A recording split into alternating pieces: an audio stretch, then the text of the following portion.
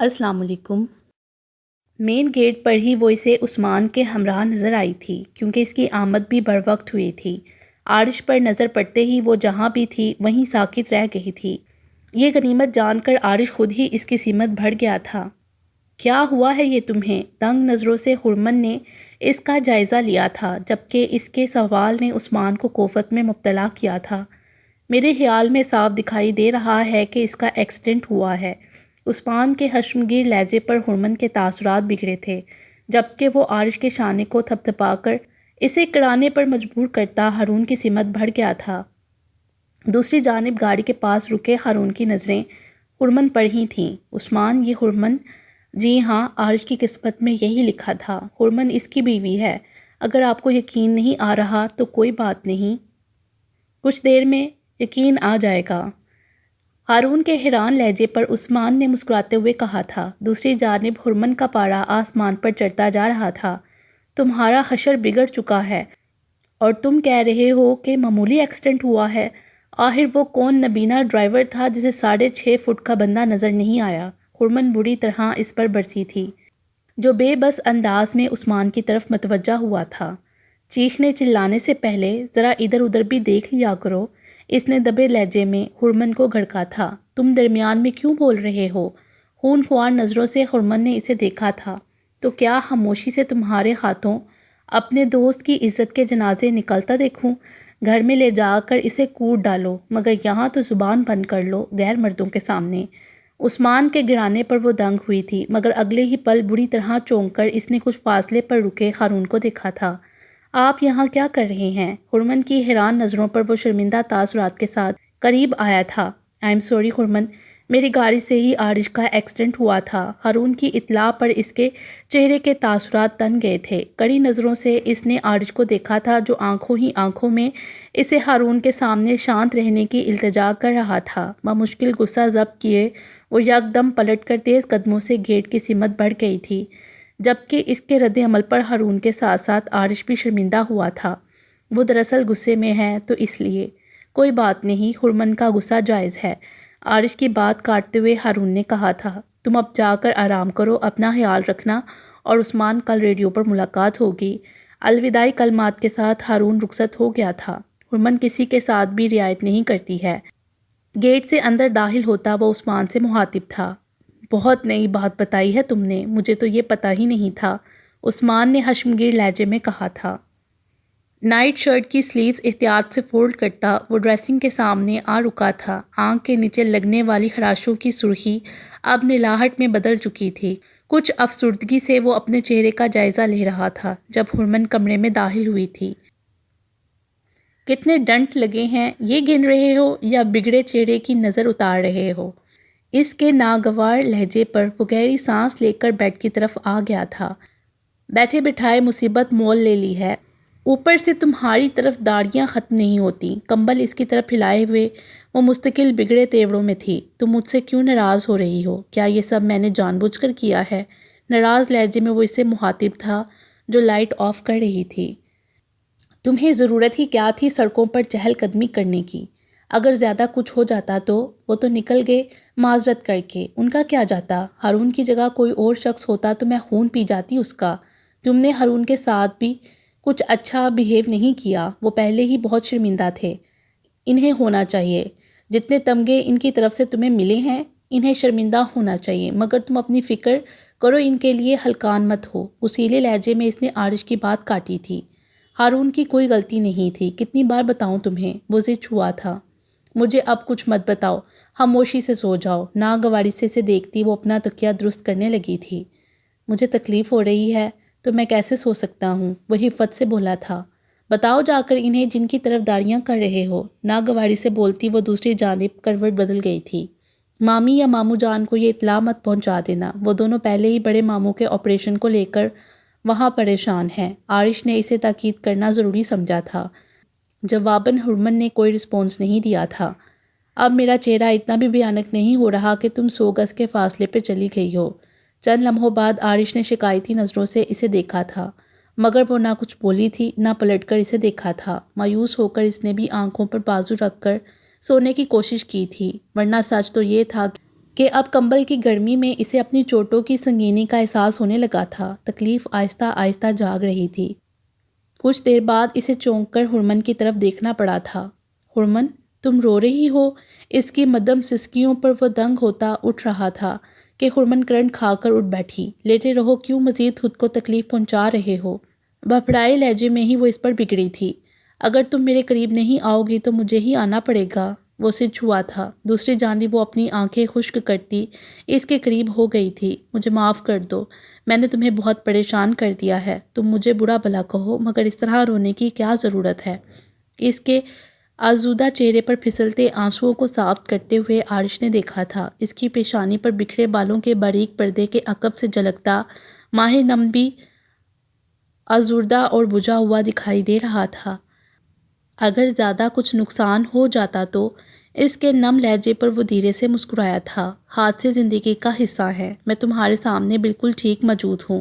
اگر کچھ چوٹیں لگی ہیں تو کیا ہوا؟ 2 دن میں یہ زخم بھی ٹھیک ہو جائیں گے، لہٰذا میرے لیے اتنا پریشان ہو کر تم مجھے زیادہ خوش فہمی میں مبتلا کرو۔ اس کے مسکراتے لہجے پر ہرمن نے حفت سے اسے دیکھا تھا۔ تم لیٹ جاؤ اور سونے کی کوشش کرو۔ اس کے نم لہجے پر عارش نے فوراً عمل کیا تھا۔ تم قریب رہو گی تو ساری تکلیفیں دور ہو جائیں گی۔ اس کے سنجیدہ لہجے پر ہرمن نے ایک پل کے لیے اس کی آنکھوں میں دیکھا تھا اور پھر خاموشی سے اس کے شانے پر سر رکھے دراز ہو گئی تھی۔ میرے لیے یہ بہت حیران کن ہے کہ تمہیں میری اتنی فکر بھی ہو سکتی ہے۔ چند لمحوں بعد عارش کے عجیب سے لہجے پر اس کے تن بدن میں جیسے آگ ہی لگ گئی تھی، مگر اسے ضبط کرنا پڑا تھا۔ مجھے بس اس بات کی فکر ہے کہ اگر تمہیں زیادہ نقصان پہنچتا تو میں امی اور بابا کو کیا جواب دیتی؟ امی تو مجھے پہلے ہی نااہل قرار دے چکی ہیں۔ اس کے سرد لہجے پر عارش نے ایک گہری سانس لے کر اس کے گرد کمبل کو ٹھیک کیا تھا۔ سن کر اچھا لگا، گڈ نائٹ۔ عارش کی مدھم آواز اسے سنائی دی تھی۔ بند آنکھوں کے ساتھ بس وہ ایک پل کے لیے ہلکا سا مسکرائی تھی۔ صرف عارش کی وجہ سے میں خون کے گھونٹ پی گئی، ورنہ میں تو یہ بھی بھول جاتی کہ ہارون میرے سینئر ہیں۔ منزہ کے لیے ناشتہ تیار کرتی وہ مستقل دل کی بڑاس نکال رہی تھی۔ صبح ہرمن کے فون پر عارش کا سن کر وہ اسی وقت گھر آ گئی تھی۔ عارش تو سو رہا تھا جبکہ ہرمن سے تمام صورتحال کی آگاہی اسے ہو گئی تھی، اور یہ کوئی اچنبھے کی بات نہیں تھی کہ ہرمن کی گفتگو میں کئی بار ہارون کا ذکر سن کر وہ چونکتی رہی تھی۔ ہارون وہی ہیں جن کا پروگرام تمہارے پروگرام کے بعد شروع ہوتا ہے؟ سوال کرتے ہوئے منزہ کی سماعتوں میں ہارون کی گمبھیر اور منفرد آواز گونج رہی تھی۔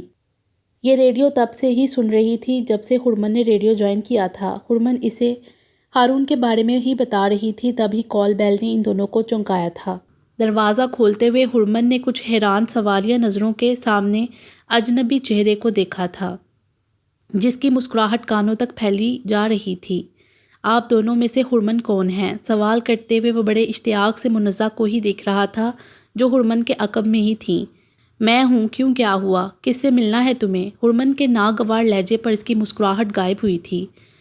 پھولدار سرخ دوپٹے میں چھپے اس کے چہرے کو دیکھتا وہ شاید صدمے میں گرفتار ہوا تھا، جبکہ اس کے تاثرات پر منزہ بامشکل مسکراہٹ روک سکی تھی، کیونکہ کبھی وہ ہرمن کو دیکھ رہا تھا تو کبھی اسے۔ پتہ نہیں کیا موازنہ کر رہا تھا۔ ارے ہاں، آپ کی آواز تو ہرمن جیسی ہی ہے۔ لہجے کو خوشگوار کرنے کی کوشش میں وہ بامشکل مسکرایا تھا۔ میں وہی ہوں جس نے آپ کو برتھ ڈے کا کیک ریڈیو اسٹیشن بھجوایا تھا۔ تم ہارون کے بھائی ہو؟ ہرمن نے جس طرح اس کی بات کاٹی تھی وہ خجل سا ہوا تھا۔ ناراض مت ہوں پلیز، میری کوئی غلطی نہیں، معذرت کرتا ہوں۔ بے دھڑک جس طرح اندر داخل ہوا تھا ہرمن کو اسے راستہ دینا ہی پڑا تھا۔ تمہاری غلطی نہیں تھی کیونکہ تم گاڑی میں تھے اور سڑک پر چلتے لوگ تمہارے لیے کیڑے مکوڑے ہیں جنہیں تم جب چاہو اپنی گاڑی تلے کچل دو۔ شرم نہیں آتی تمہیں یہاں آتے ہوئے؟ ہرمن نے شدید ناگواری سے اسے دیکھا تھا۔ میں خود نہیں آیا، ماما نے عارش کے لیے سب بھیجا ہے، وہ ان کے لیے بہت پریشان ہیں۔ حفت سے بولتے ہوئے اس نے دونوں شاپر ہرمن کے ہاتھوں میں منتقل کر دیے تھے۔ عارش کہاں ہیں؟ وہ ابھی تم سے نہیں مل سکتا، اور بہت شکریہ، یہ سب واپس لے جاؤ۔ ہرمن نے شاپر واپس دینے چاہے مگر وہ فوراً پیچھے ہٹ گیا تھا۔ آپ فون پر تو اتنے اچھے طریقے سے بات کرتی ہیں اپنے لسنر سے۔ میں دوڑتا ہوا یہاں تک آیا ہوں جبکہ یہاں کی لفٹ بھی خراب تھی، اور آپ میرے ساتھ اتنی روڈ ہو رہی ہیں۔ ایبک کا چہرہ اتر گیا تھا۔ تم رکو، میں عارش کو دیکھتی ہوں وہ جاگ گیا ہے یا نہیں۔ بہرحال ہرمن کو تھوڑا لحاظ رکھنا پڑا تھا کہ وہ ہارون کا بھائی تھا۔ آپ زحمت نہ کریں، میں خود ہی ان کے پاس چلا جاتا ہوں۔ وہ ہیں کہاں؟ سوال کرتے ہوئے اس نے منزہ کو بھی دیکھا تھا، جس نے فوراً ہاتھ کے اشارے سے اسے کمرے کا بتایا تھا، جبکہ خرمن کھول کر رہ گئی تھی۔ تھینک یو، ویسے میں آپ کو پہچان گیا ہوں، آپ سے انسٹی ٹیوٹ میں ملاقات ہوئی تھی۔ منزہ پر مسکراہٹ نچھاور کرتا وہ رکے بغیر بیڈ روم کی طرف بڑھ گیا تھا۔ وہ میرے بیڈ روم میں گھس گیا ہے، بد تہذیب لڑکا۔ خرمن نے جھلا کر منزہ کو دیکھا تھا۔ بیڈ روم میں داخل ہو کر ایک طاہرانہ نظر ایپک نے دوڑائی تھی اور پھر بیڈ کی سمت بڑھ گیا تھا۔ نیند سے بوجھل آنکھیں کھولتے ہوئے عارش کو چند لمحے لگے تھے اس کے مسکراتے چہرے کو پہچاننے میں۔ حیرانی سے اسے دیکھتا ہوا اٹھ بیٹھا تھا۔ آپ حیران مت ہوں، میں حقیقت میں آپ کے سامنے موجود ہوں۔ ویسے میری وجہ سے آپ کے چہرے کی خوبصورتی میں کچھ زیادہ ہی اضافہ ہو گیا ہے۔ اس کے ہنسنے پر عارش نے ہلکی سی مسکراہٹ کے ساتھ اپنے بالوں کو انگلیوں سے سنوارا تھا۔ ماما نے آپ کے لیے سوپ اور فروٹس بھیجے ہیں، آپ کی طبیعت کے بارے میں بھی پوچھا ہے۔ میں اب کافی بہتر ہوں اور یہ سب لانے کی کیا ضرورت تھی، تم آ گئے کافی تھا۔ ماما نے آپ کے لیے جو بھیجا میں لے آیا۔ آنا تو مجھے ہر حال میں تھا، کیونکہ پاپا اور بھائی بھی مجھے تاکید کر گئے تھے کہ میں آپ کی عیادت کے لیے ضرور جاؤں۔ بولتے ہوئے اس نے دوبارہ کمرے کا جائزہ لیا تھا۔ آپ کا بیڈ روم بہت خوبصورت ہے، اس میں میرا کوئی کمال نہیں ہے۔ تم خرمن سے ملے؟ عارش کو یاد آیا تھا۔ جی ہاں، خوب آڑے ہاتھوں لیا ہے انہوں نے مجھے۔ آپ کو یہی ملی تھیں شادی کرنے کے لیے؟ اس کے خوف زدہ تاثرات نے عارش کو مسکرانے پر مجبور کیا تھا۔ جہاں تک مجھے یاد ہے، عثمان کے ساتھ ساتھ خرمن کے بھی تم فین ہو؟ جی بالکل، ان سے ملنے سے پہلے تک میں ان کی آواز کا فین تھا۔ رات میں بھائی سے ان کے اور آپ کے بارے میں جاننے کے بعد تو میں خوشی سے پاگل ہونے والا تھا، مگر ان سے ملنے کے بعد میں سوچ رہا ہوں کہ میں ان سے ملا ہی کیوں۔ وہ کافی ناراضگی سے بولا تھا۔ اگر اس نے تم سے کچھ کہا ہے تو میں معافی مانگتا ہوں، مگر میرے لیے تو تمہیں کمپرومائز تو کرنا ہی ہوگا۔ آہستہ آہستہ تمہیں پتہ چلے گا کہ وہ اپنی آواز سے زیادہ اچھی ہے۔ ہوں گی، مگر میں نے سوچا تھا کہ آپ کی وائف الٹرا مائز قسم کی ہوں گی۔ ایبی کی مایوسی پر وہ مسکرایا تھا۔ اب کیا ہو سکتا ہے، میری شادی اس سے ہو گئی ہے۔ آپ کی لو میرج ہے؟ میری طرف سے تو 100% ہے۔ کیا بول رہے ہیں؟ یہ جو بیڈ کے کنارے بیٹھا ہوا تھا کرنٹ کھا کر اٹھ کھڑا ہوا تھا۔ کیا ہوا؟ عارش دھیرے سے ہنسا تھا۔ مجھے شوق تو لگا ہے، اس بارے میں آپ سے بعد میں بات کروں گا۔ ابھی میرا میچ شروع ہونے والا ہے، اس لیے اب اجازت دیں۔ بیڈ روم سے باہر آتا وہ اس کی طرف متوجہ تھا، جو اس کے باہر نکلنے کے انتظار میں تپ رہی تھی۔ آپ سے مل کر بہت اچھا لگا، عارش کا خیال رکھیے گا، میں اب چلتا ہوں۔ اس کی کڑی نظروں پر ایبک کو یہ کہنا ہی پڑا تھا، اور اگلے ہی پل تیز قدموں کے ساتھ اس کی نظروں سے بچتا گھر سے نکل گیا تھا۔ تم نے تو اس بیچارے کو سہما کے رکھ دیا، اچھا پیارا سا لڑکا ہے، ناشتے کے دوران منزہ نے مسکراتے ہوئے کہا تھا۔ ہاں بہت پیارا تھا، اور اس کے کان میں چمکتی ایک بالی بھی بہت پیاری تھی۔ خرمن کی حشمگین نظروں پر وہ ہنسی تھی۔ تم ناشتہ کرو، میں عارش کو ذرا دیکھ آؤں۔ کیوں نہیں، جاؤ، بہت اچھی طرح دیکھو، میری طرف سے پوری اجازت ہے۔ منزہ کے شرارتی لہجے کو انسنی کرتی وہ کچن سے نکل گئی تھی۔ چائے کا مگ اٹھاتی وہ چونک کر کچن میں آتی بیلا کی طرف متوجہ ہوئی تھی۔ تمہیں کیا ہوا ہے؟ حیرت سے اس نے بیلا کو دیکھا تھا، جو کرسی کھینچ کر بیٹھ رہی تھی۔ کیا ہوا ہے مجھے تم ہی بتا دو، بیلا مسکرائی تھی۔ دن بدن نکھرتی جا رہی ہو، حسن پھوٹ پھوٹ کر نکل رہا ہے، اس خوبصورتی کا راز مجھے بھی بتا دو۔ منزہ کے معنی خیز لہجے پر اس کے سرخ ہوتے رخسار گلنار بن گئے تھے۔ مجھے نہیں پتا، اس کے جنبتے انداز پر منزہ بے ساختہ ہنسی تھی، جبکہ اسے گھورتے ہوئے بیلا رک کر عثمان کی طرف متوجہ ہوئی تھی۔ عثمان، کتنے ہینڈسم لگ رہے ہو تم، مجھے اپنے ساتھ انسٹی ٹیوٹ لے جانے کے بہانے کہیں ڈیٹ پر تو نہیں لے جانے والے؟ منزہ نے شرارتی نظروں سے اسے دیکھا تھا۔ ارادہ تو نہیں تھا، مگر تم ضرور ورگلا کر رہو گی مجھے۔ اس کے سر پر عثمان نے چپیٹ لگائی تھی۔ بیلا، میں سچ بتا رہی ہوں، تمہارا شوہر انسٹی ٹیوٹ میں سارا وقت مجھے لائن دیتا ہے، منزہ نے شکایت کی تھی۔ تو تم ہو لائن دینے والی چیز۔ عثمان کے فوراً ہی کہنے پر منزہ نے اسے گھوڑا تھا۔ بیلا، میں تمہیں بتا رہا ہوں، یہ پوری کوشش میں ہے میرا دھیان اپنی طرف کرنے کے لیے، اور تم جانتی ہو میرا کوئی بھروسہ نہیں ہے۔ مسکراہٹ چھپاتے ہوئے عثمان نے اسے دیکھا تھا۔ تم اپنا دھیان ادھر ادھر کر کے تو دیکھو، زندہ کسی کو نظر نہیں آؤ گے۔ بیلا کے حشمگیر لہجے پر منزہ نے بے ساختہ ہنستے ہوئے عثمان کے خجل چہرے کو دیکھا تھا۔ جلدی کر لو، میں لیٹ ہو رہا ہوں۔ عثمان نے منزہ کو گھڑکا تھا۔ چائے تو پینے دو، معلوم ہے انسٹیٹیوشن کا تالا تم ہی کھولتے ہو، منزہ نے کہا تھا۔ یہ استانی کہاں غائب ہے؟ عثمان کو یاد آیا تھا۔ بلند آواز میں استانی کی تال لگاتا وہ کچن سے نکل ہی رہا تھا جب اندر آتی ہرمن سے خطرناک قسم کا تصادم ہوا تھا۔ بری طرح لڑکھڑا کر سنبھلتے ہوئے اس نے ہرمن کو بھی گرنے سے روکا تھا، مگر اگلے ہی پل اس کے پے در پہ ہتھوڑوں پر ہڑبڑا کر کچن سے نکل بھاگا تھا، جبکہ ہرمن بری طرح تلملائی ان دونوں کو گھور کر رہ گئی تھی جو کھلکھلا کر ہنسے جا رہی تھیں۔ اپنے گروپ کو پریکٹس کرنے کے لیے لیب میں چھوڑ کر وہ آفس کی طرف چلی آئی تھی۔ یہ 1 گھنٹہ اس کا فری ہوتا تھا جس میں وہ لنچ اور ریسٹ کر لیتی تھی۔ آفس کے پرسکون ماحول میں بیٹھے اسے کچھ ہی وقت گزرا تھا جب سیل فون پر غیر متوقع کال آئی تھی۔ میں نے آپ کو ڈسٹرب تو نہیں کیا؟ گمبھیر سنجیدہ آواز اس کی دھڑکنیں روک گئی تھیں۔ نہیں، میں اس وقت فری تھی لنچ کی وجہ سے۔ منزہ کی آواز حلق میں اٹکی تھی۔ اس کے لیے اب بھی یقین کرنا مشکل تھا کہ ہارون نے اسے کال کی ہے۔ میں بھی اس وقت لنچ کے لیے آفس سے نکلا ہوں۔ اس وقت آپ کے انسٹیٹیوٹ کے قریب ہی ہوں۔ آپ انسٹیٹیوٹ میں ہی ہیں؟ جی، میں انسٹیٹیوٹ میں ہی ہوں، وہ بولی تھی۔ میں اس وقت انسٹیٹیوٹ کے قریب ایک ریسٹورنٹ کے سامنے موجود ہوں۔ آپ نے لنچ کر لیا؟ نہیں، ابھی تو نہیں۔ اس کے جواب پر وہ ایک پل کے لیے خاموش ہو گیا تھا۔ اگر آپ مائنڈ نہ کریں اور ممکن ہو تو یہاں تک آ سکتی ہیں؟ اس کے جھجکتے لہجے نے منزہ کو دنگ کیا تھا۔ دراصل مجھے زیادہ ہوٹلنگ کی عادت نہیں ہے، بس لنچ کبھی کبھی باہر کر لیتا ہوں، اور اس ریسٹورنٹ تک میں آیا بھی پہلی بار ہوں، اس لیے کچھ کنفیوز ہو رہا ہوں۔ آپ ساتھ ہوں گی تو؟ اس کی بات ادھوری چھوڑنے تک منزہ کو اچھی طرح اندازہ ہو گیا تھا کہ وہ بس بات بنا رہا ہے۔ وہ خاموش رہی تھی مگر اس کے لبوں پر مسکراہٹ کھل اٹھی تھی۔ ہارون سیدھا سیدھا اسے لنچ پر انوائٹ کر رہا تھا، اور یہ بھی ممکن ہو سکتا تھا کہ وہ جان بوجھ کر انسٹیٹیوٹ سے قریب ترین ریسٹورنٹ تک آیا ہوتا کہ اسے بھی وہاں جانے میں آسانی ہو۔ اگر آپ کہیں تو لنچ کے لیے میں عثمان کو آپ کے پاس بھیج دوں؟ نہیں، اس کی ضرورت نہیں ہے۔ اگر آپ کو یہاں آنے میں کوئی پرابلم ہے تو کوئی بات نہیں۔ اس کے فوراً ہی کہنے پر منزہ کی مسکراہٹ گہری ہو گئی تھی۔ مجھے بس 5 منٹ لگیں گے، وہ بولی تھی۔ میں انتظار کر رہا ہوں۔ اس کا جواب سنتے ہی وہ لائن ڈسکنیکٹ کرتی کرسی سے اٹھ گئی تھی۔ آفس سے نکلتے ہوئے پہلا ٹکراؤ عثمان سے ہی ہو گیا تھا۔ عثمان، مجھے کچھ دیر کے لیے باہر جانا ہے کام سے۔ مگر تم کہاں جا رہی ہو؟ لنچ تو کر لو، تمہاری فرمائش پر بریانی منگوائی ہے۔ عثمان اس کی عجلت پر حیران تھا۔ نہیں، مجھے بھوک نہیں ہے، تم لنچ کر لینا، میں کچھ دیر میں واپس آتی ہوں۔ عجلت میں ہی بولتی وہ تیز قدموں سے آگے بڑھ گئی تھی۔ موسم دوپہر کے ان لمحوں میں بھی سرد تھا، مگر اسے تو خوشگوار بھی لگ رہا تھا۔ تیز قدموں کے ساتھ چلتے ہوئے وہ دور سے ہی منزہ کو نظر آ گیا تھا۔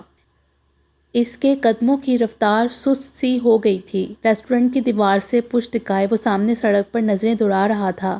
لیدر کی جیکٹ بازو پر ڈالے وہ سینے پر ہاتھ لپیٹے شاید کسی سوچ میں بھی گم تھا۔ سڑک پر بس چند ایک گاڑیاں گزر رہی تھیں۔ عجیب سے خاموش ماحول میں خشک ہوا کے تیز جھونکوں سے زرد پتے اس کے ارد گرد اڑ رہے تھے۔ کچھ فاصلے پر رکتی وہ اس کے متوجہ ہونے کی منتظر ہی تھی۔ سچ تو یہ تھا کہ اس کی بے خبری منزہ کو اٹریکٹ کر گئی تھی۔ نرم نرم ہلکی سی دھوپ میں اس کے سیاہ بال چمک رہے تھے۔ وہ واقعی اس وقت منزہ کو بہت اچھا لگا تھا۔ جب ہارون نے ایک نظر اپنی رسٹ واچ پر ڈالی تھی اور بے خیالی میں ہی اس کی طرف دیکھا تھا جہاں منزہ موجود تھی، چونک کر وہ سیدھا ہوا تھا۔ اگلے ہی پل وہ جیکٹ پہنتا تیزی سے اس کی سمت آ رہا تھا۔ بہت شکریہ یہاں تک آنے کا، آپ نے واقعی 5 منٹ سے زیادہ وقت نہیں لگایا۔ اس کے خوشگوار لہجے پر منزہ کے چہرے سے مسکراہٹ مدھروم ہونے لگی تھی۔ یکدم اسے خود پر غصہ آ گیا تھا۔ کیا ضرورت تھی 5 منٹ میں ہی یہاں دوڑے چلے آنے کی؟ وہ کیا سوچ رہا ہوگا کہ یہ کس قسم کی لڑکی ہے جو انتظار میں ہی تھی؟ ہارون کے ہمراہ ریسٹورنٹ میں داخل ہوتی وہ اچھی طرح خود پر لعنت بیچ چکی تھی، مگر اب تو کچھ نہیں ہو سکتا تھا۔ آپ پریشان ہیں؟ سامنے بیٹھے ہارون نے باغور اسے دیکھا تھا۔ زرد رنگ کے لباس میں اس کا چہرہ کچھ بجھا بجھا دکھائی دے رہا تھا۔ نہیں، ایسی تو کوئی بات نہیں ہے۔ چہرے سے ٹکراتے تراش شدہ بالوں کو کانوں کے پیچھے اڑیستی وہ خجل سا ہو کر مسکرائی تھی۔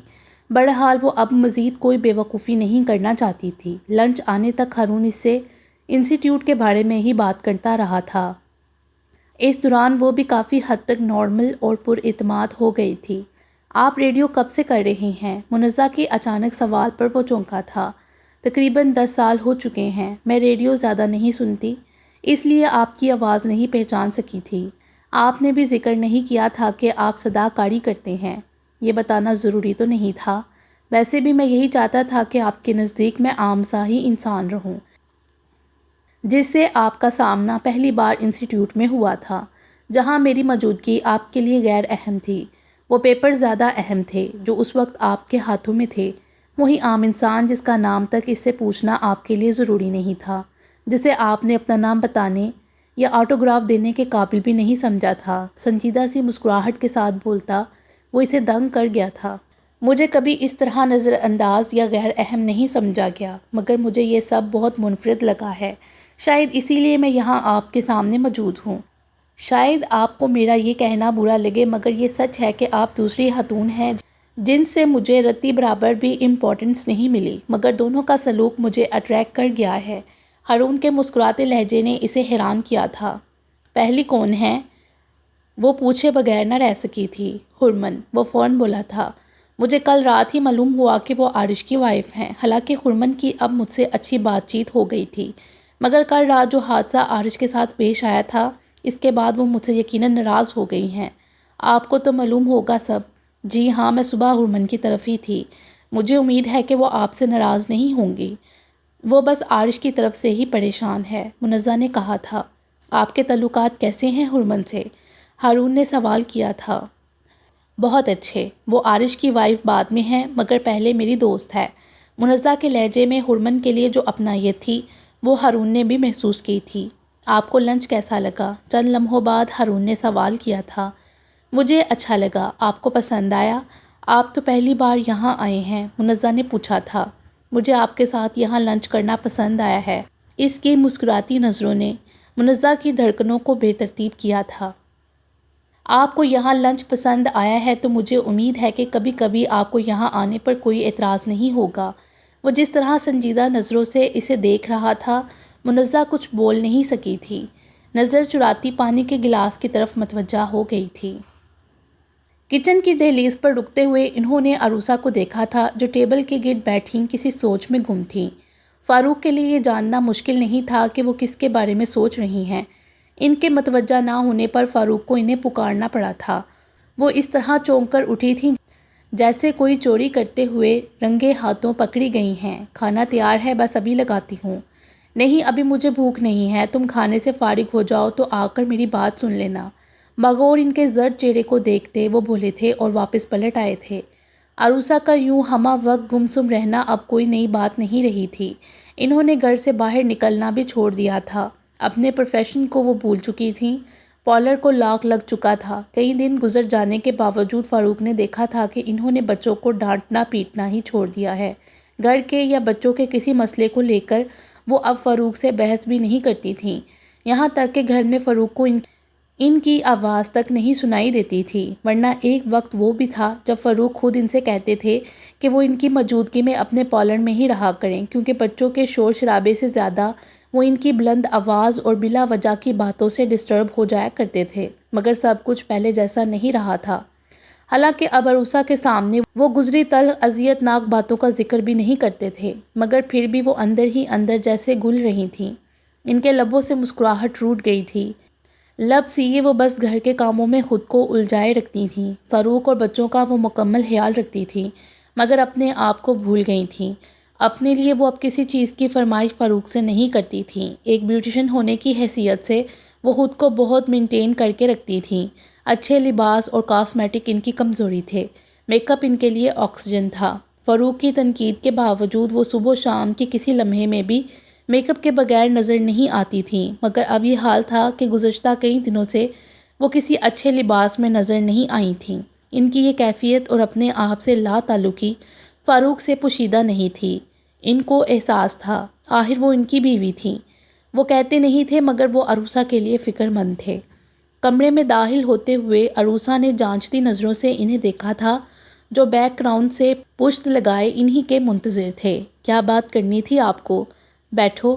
ان کے کہنے پر وہ الجھی نظروں سے ان کے سنجیدہ تاثرات کو دیکھتی بیڈ کے کنارے بیٹھ گئی تھیں۔ میں نے فون پر ہرمن سے عارش کی خیریت دریافت کر لی تھی، مگر تمہیں ہرمن کے پاس جانا چاہیے عارش کی عیادت کے لیے۔ بولتے ہوئے فاروق نے ان کے بدلتے تاثرات کو دیکھا تھا۔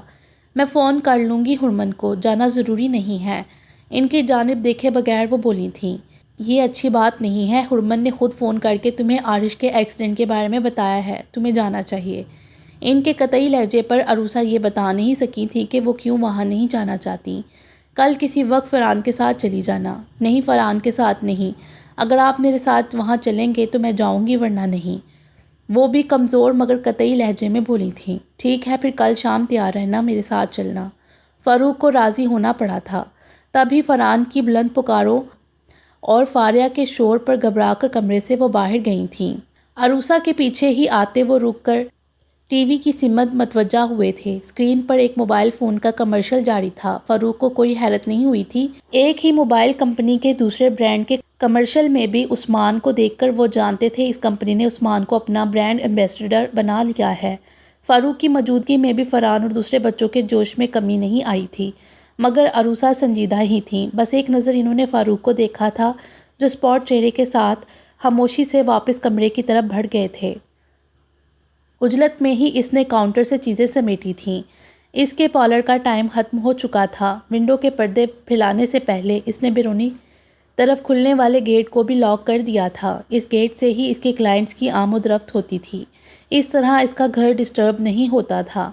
مطمئن ہو کر گلاس ڈور بند کرتی وہ اپنے کمرے تک آئی تھی جہاں عثمان بھی عجلت میں تیار ہو رہا تھا۔ آج اسے ریڈیو نہیں جانا تھا، مگر عارش کی کنڈیشن کو دیکھتے ہوئے اس کی جگہ اب شام بھی اس کی انسٹیٹیوٹ میں گزرتی تھی۔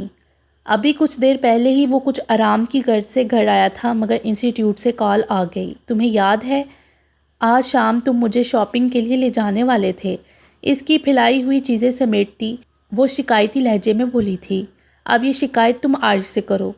میں نے اس سے نہیں کہا تھا کہ ٹوٹ پھوٹ کر وہ تمہارا پروگرام کینسل کروا دے۔ اللہ نہ کرے کوئی ٹوٹ پھوٹ ہو۔ وہ تو انسٹیٹیوٹ جانا چاہتا تھا، مگر ہرمن نے اسے روک لیا ہے۔ ابھی اسے آرام کی ضرورت بھی ہے، بیلا نے کہا تھا۔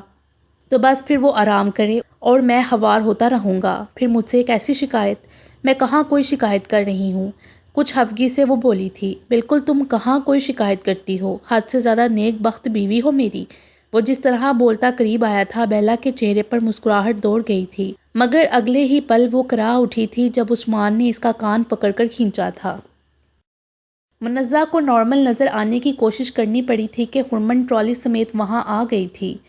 منزہ، یہ سب میں تمہارے لیے لائی ہوں، مگر تم ڈھنگ سے تو کچھ بھی نہیں کھا رہی ہو، ورنہ آتے ہی تم نے بھوک بھوک کا شور مچا دیا تھا۔ اس کی بے دلی کو محسوس کرتے ہوئے ہرمن ناراض ہوئی تھی، جبکہ عارش بھی اس کے اترے چہرے کی طرف متوجہ ہوا تھا۔ ماموں سے بات ہوئی تھی میری، سرگودا میں کسی احمق کو ڈھونڈ لیا ہے انہوں نے تمہارے لیے، مگر تمہارے مزاج ٹھکانے آئیں تو بات کچھ آگے بڑھے۔ اس کی خاموشی کو محسوس کرتے ہوئے وہ ہلکے پھلکے انداز میں بولا تھا، مجھ سے اس بارے میں کوئی بات نہ کرو، میں انکار کر چکی ہوں۔ وہ ناگواری سے بولی تھی، مگر اس میں برائی کیا ہے؟ تمہارے ماں باپ کو سوچ سمجھ کر ہی کوئی فیصلہ کریں گے، ہرمن نے کہا تھا۔ یہ میری زندگی کا فیصلہ ہوگا اور اس میں میری رضامندی بھی اہم ہے۔ میں بے زبان جانور نہیں ہوں۔ منزہ کے بگڑے لہجے نے ہرمن کو حیران کیا تھا۔ ظاہر ہے تمہاری رضا کے بغیر تو کچھ نہیں ہو سکتا، تم کیا چاہتی ہو یہ تو پتہ چلے، ہرمن نے کہا تھا۔ میں کسی ایسے شخص سے شادی نہیں کر سکتی جسے میں نے زندگی میں کبھی دیکھا تک نہ ہو، جس کو میں جانتی نہیں، جس کی نیچر کا مجھے پتہ نہ ہو، جو میرے لیے قطعی اجنبی ہو۔ منزہ اکھڑے تیوروں میں ہی بولی تھی، میں ایک ایسے شخص کو ترجیح دوں گی جس کے دل میں میری عزت ہی نہیں میری محبت بھی ہو، جس کے مزاج کے ہر رنگ سے میں واقف ہوں۔ میں اس شخص سے شادی کروں گی جس کے لیے میرے دل میں بھی وارم ایموشنز ہوں۔ محبت کے بغیر میرے نزدیک ہر رشتہ ادھورا ہے۔ عارش کی موجودگی کے باوجود وہ کھل کر اپنا مدعا بیان کیے بغیر نہ رہ سکی تھی۔ اس کی بے تحاشا سنجیدگی نے ہرمن کو مسکرانے پر مجبور کر دیا تھا۔ میرے لیے یقین کرنا مشکل ہے کہ تم جیسی سمجھدار لڑکی محبت جیسی خرافات میں اپنا وقت برباد کرنا چاہتی ہے۔ تمہیں ضرورت ہی کیا ہے بیکار جمیلے میں پھنسنے کی؟ ہرمن کے بیزار لہجے پر عارش نے ایک نگاہ اسے ضرور دیکھا تھا۔ دوسری جانب منزہ کے تاثرات بدلے تھے۔ تمہارے لیے یہ سب کچھ کہنا اس لیے آسان ہے کہ تم نے کبھی محبت نہیں کی۔ جس چیز کے بارے میں تم جانتی نہ ہو اسے خرافات کا نام دینا تمہارے لیے جائز ہے، مگر میرے سامنے اپنے بے معنی اقوال بیان مت کرو۔ محبت کے بغیر تم کسی کے ساتھ زندگی گزار سکتی ہو، مگر میں اس جذبے کے بغیر کسی کو اپنی زندگی میں بھی داخل ہونے نہیں دے سکتی۔ تیز لہجے میں جس طرح منزہ بولتی چلی گئی تھی، حرمن حق تک نظروں سے ہی اسے دیکھتی رہی تھی، جبکہ وہ بات مکمل کر کے صوفے سے اٹھ کھڑی ہوئی تھی۔ عارش، مجھے بیلا سے ملنا تھا، تم جلدی آ جانا۔ عارش سے مخاطب ہوتی وہ بیگ شانے پر ڈالتی تیز قدموں کے ساتھ نکل گئی تھی۔ صوفے سے اٹھتے ہوئے عارش نے ایک نظر اسے دیکھا تھا جو اسپاٹ چہرے کے ساتھ چائے کے سپ لے رہی تھی۔ تمہیں اس کی بات بری لگی ہے؟ وہ پوچھے بغیر نہ رہ سکا تھا۔ جاؤ، وہ انتظار کر رہی ہوگی۔